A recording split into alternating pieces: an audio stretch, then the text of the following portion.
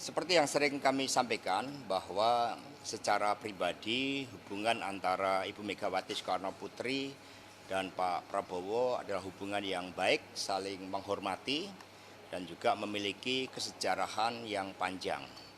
Sehingga tentu saja ini menjadi suatu landasan yang baik di dalam membangun bangsa dan negara ke depan.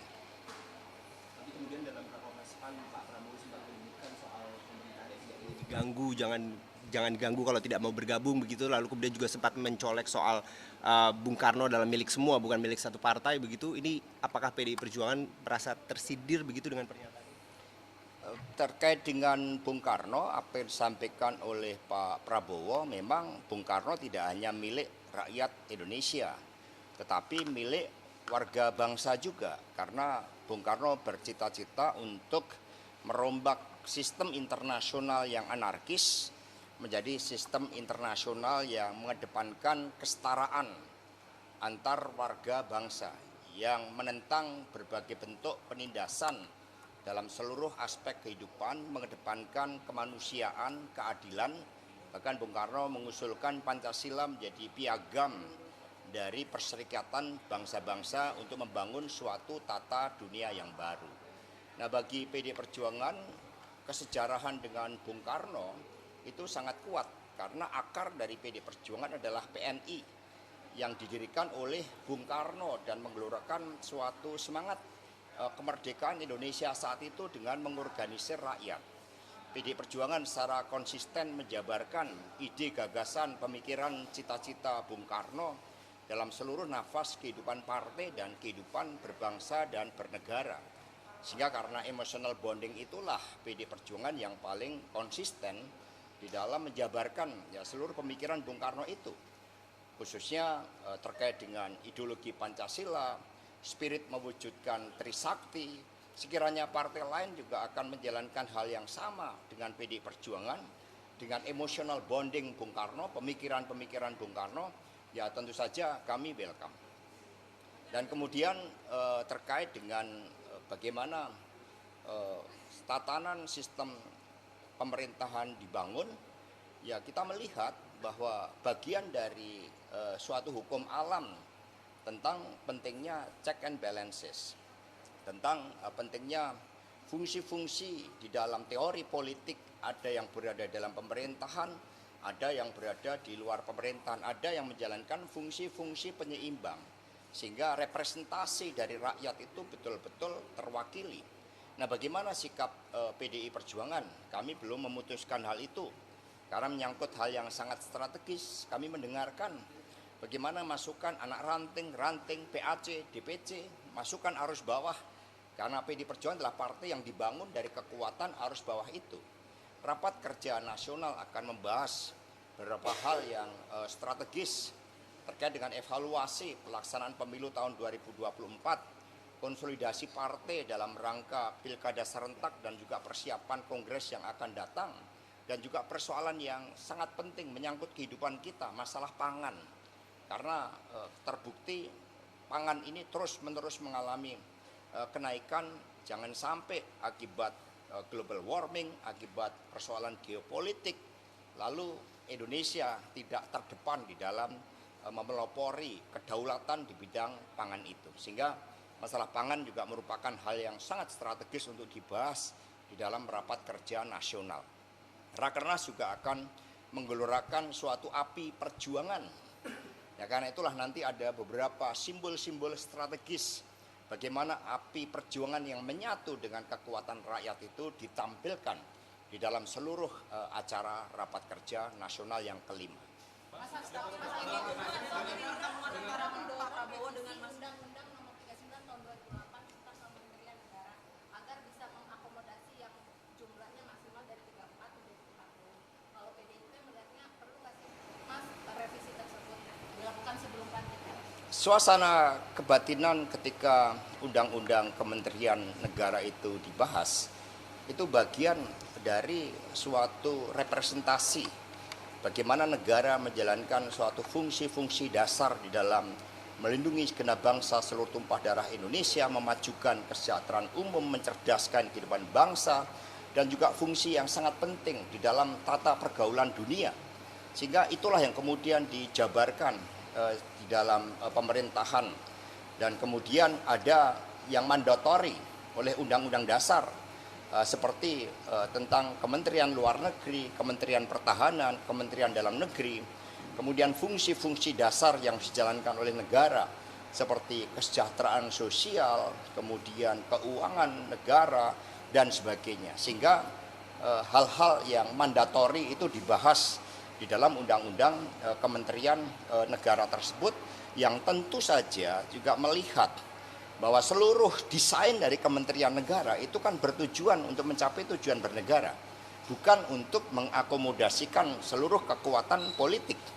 Ini yang harus dibedakan, apalagi kita menghadapi tantangan-tantangan yang tidak ringan, persoalan ekonomi yang kita hadapi, pelemahan rupiah, masalah tenaga kerja, bahkan kemudian deindustrialisasi, hal-hal yang terkait dengan tingkat pendidikan kita, kualitas kesehatan kita.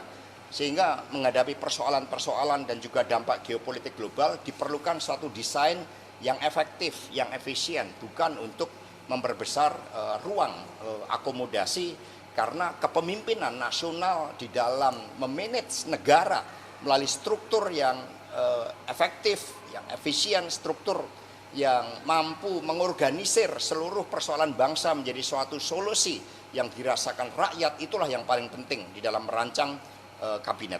Mas, artinya revisi tersebut kurang efisien dan tidak. Ya, dalam pandangan PD Perjuangan, kami percaya bahwa dengan undang-undang kementerian negara yang ada sebenarnya masih visioner untuk mampu menjawab berbagai tantangan kehidupan bangsa dan negara saat ini. Tetapi ya tentu saja setiap presiden punya kebijakan tersendiri. Zaman Ibu Megawati Soekarno Putri antara Kementerian Perdagangan dan Perindustrian dijadikan satu.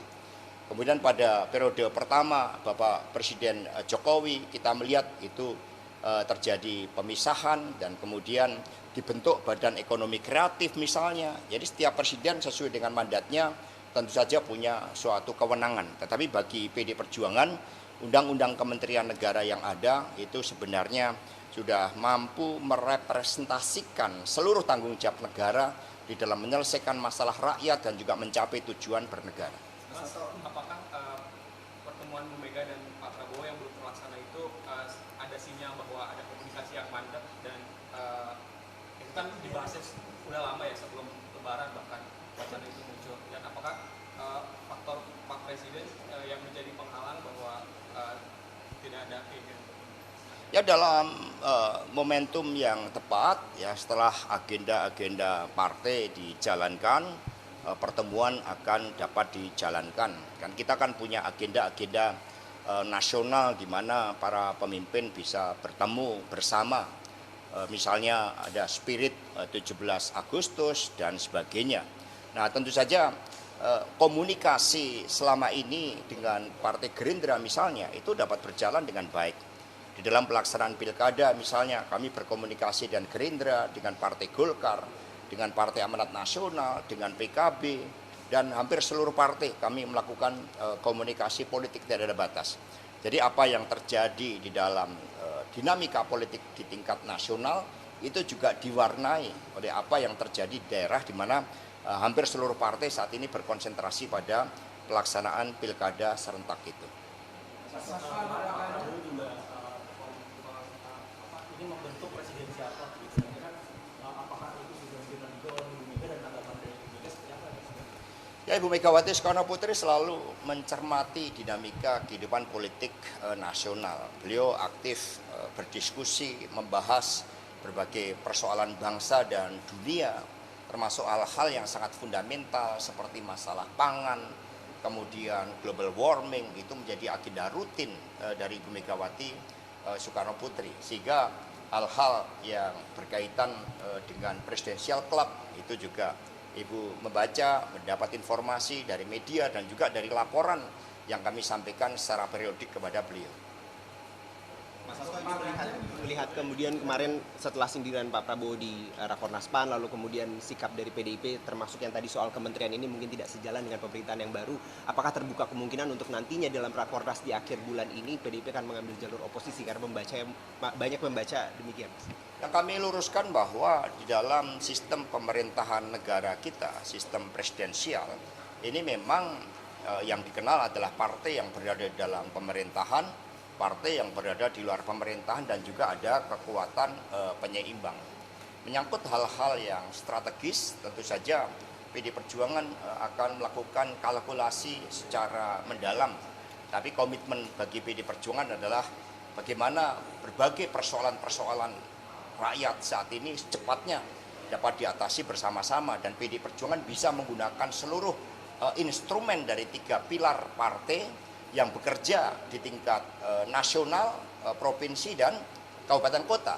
Jangan lupa kami masih memiliki menteri-menteri yang berada di kabinet saat ini karena mengawal prinsip-prinsip pemerintahan yang dikedepankan oleh PDI Perjuangan. Dan kemudian sekali lagi Rakernas akan membahas hal-hal yang sangat strategis. Apakah sikap PD Perjuangan terkait dengan berada dalam pemerintahan atau di luar pemerintahan, nanti kita akan mencermati seluruh dinamika termasuk pembahasan di dalam Rakernas, karena nanti ada komisi sikap politik yang akan membahas setelah mendengarkan masukan-masukan dari DPD partai. Dari situlah kami akan formulasikan sikap politik termasuk bagaimana pemerintahan ke depan harus disikapi oleh PD Perjuangan. Mas, Rakernas apakah juga akan membahas soal sikap-sikap kandidat yang akan diusung di pilkada besok? Sebenarnya kami sudah sangat intens membahas rekomendasi calon kepala daerah.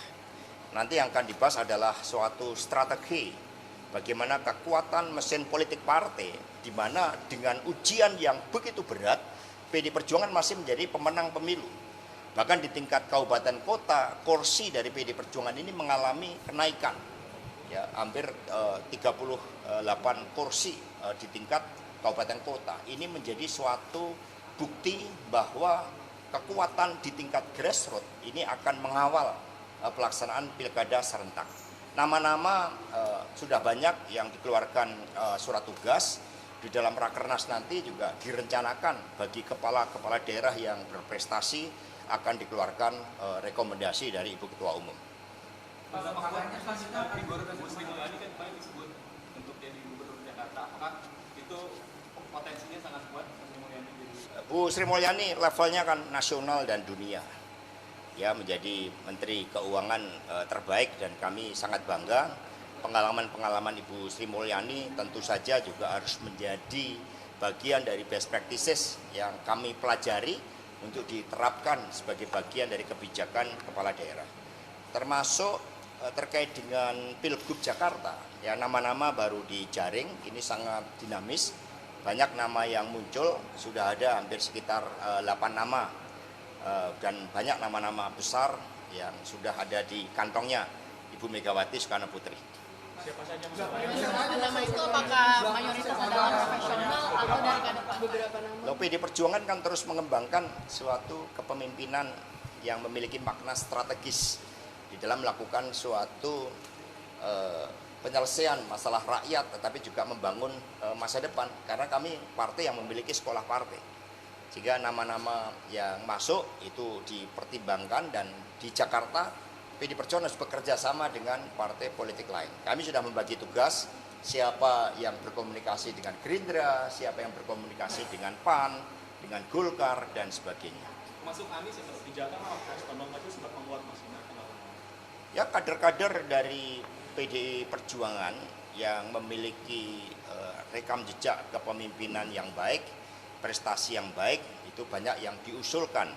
Dan nanti ada daerah-daerah yang merupakan basis PD Perjuangan, itu merupakan figur yang muncul dari proses penggemblengan kader, tapi ada juga yang kombinasi. Contohnya di Jawa Barat, itu kami melakukan suatu kombinasi antara eksternal dari partai lain dan internal. Di daerah Jambi misalnya kami dorong ya kader partai yang muncul dari rekam jejak kepala daerah. Hal-hal seperti itu kami lakukan secara intens di DPP. Mas, untuk Jawa Barat kira-kira apakah mungkin akan berkoalisi dengan Gerindra atau mungkin dengan Golkar yang mereka udah punya nama, misalnya kayak Gerindra kan ada Deddy Mulyadi, kalau di Ya sangat mungkin. Sangat mungkin. nama yang diusulkan untuk mendampingi mereka misalnya. Ya misalnya dari PAN muncul Pak Bima Arya, kami sudah berkomunikasi. Gerindra Pak Deddy Mulyadi, kami juga memiliki rekam jejak sejarah yang baik. Dengan Pak Ridwan Kamil, kami juga menjalin komunikasi yang baik. Sehingga dari nama-nama yang muncul itu terus kami godok. Pak Ganjar selanjutnya akan tugasan kemana, Pak? Untuk Pak Ganjar selanjutnya akan tugasan kemana? Ya dari nanti akan ada penugasan-penugasan setidaknya di dalam pilkada ini. Itu seperti Pak Ganjar itu juga akan membantu upaya-upaya pemenangan pemilu, mempersiapkan kader-kader melalui sekolah partai, karena latar belakang Pak Ganjar kan dulu juga banyak di Badiklat Partai, kemudian di Baguna Partai. Sehingga secara periodik Pak Ganjar, Prof. Mahfud itu masih sering bertemu dengan Ibu Megawati Soekarno Putri membahas hal-hal yang strategis tentang persoalan bangsa dan negara. Ahok belum lagi disebut, Mas. Jadi terkait dengan Pak Ahok, ya beliau dengan pengalamannya, dengan keberaniannya dan integritasnya juga memberikan masukan di dalam rancangan sekolah partai. Jadi saat ini kami sudah merancang sekolah partai untuk calon kepala daerah. Di situ kami juga melibatkan Pak Ahok, Ibu Risma, kemudian ada Pak Ganjar untuk merancang kurikulum agar best practices dari keberhasilan para kepala daerah PD Perjuangan bisa diterapkan ke yang lain. Surabaya misalnya itu paling cepat di dalam mengatasi stunting. Dan kemudian di Semarang misalnya itu city farming itu dikelola dengan baik. Itu semua dari kepala daerah yang nantinya akan ditampilkan di Rakernas. Jadi di Rakernas PD Perjuangan nanti ada laporan kepada rakyat berupa hal-hal apa yang sudah dilakukan oleh PD Perjuangan untuk rakyat, bangsa, dan negara. Masuk Jawa Timur, kira-kira apakah PDIP akan bersama Kofifa atau akan membuat koalisi sendiri? Karena Pak Kofifa lebih condong untuk dengan Mas Emil lagi gitu. Ya Pak Said Abdullah selaku yang ditugaskan di Jawa Timur melakukan komunikasi yang intens dengan Ibu Kofifa. Ya tentu saja itu juga menjadi suatu opsi, tetapi kami juga punya opsi lain untuk misalnya memadukan kader PD Perjuangan yang berprestasi dengan partai lain, ya misalnya PKB. Kemudian ada juga dari Golkar yang juga sudah berkomunikasi, dari Gerindra, sehingga nama-nama saat ini masih pengerucutan, mengingat pendaftaran itu kan baru dilakukan pada 24 sampai 27 Agustus. Surat tugas yang tadi disampaikan itu contohnya siapa saja, Mas? Surat tugas yang tadi diterbitkan. Contohnya Bupati Ngawi dan Wakil Bupati itu tetap. Kemudian Wali Kota Surabaya dan Wakil Wali Kota Surabaya itu juga tetap. Trenggalek, Bupati dan Wakil Bupati itu tetap. Itu contohnya. Di Jawa Tengah akan dibahas hari Selasa, dan kemudian di beberapa wilayah Indonesia Timur ya, seperti Maluku, Papua itu juga sudah dikerucutkan. Berarti untuk yang tingkat provinsi itu belum ada nama yang resmi. Ya kita mulai dulu dari kepala daerah, ya, dari PD Perjuangan sama wakil kepala daerah. Kemudian Indonesia Timur kami prioritaskan mengingat medannya harus diputuskan lebih awal. Baru kemudian daerah-daerah ya seperti Jawa Tengah, kemudian Jawa Timur, Bali itu nanti. Ya cukup ya.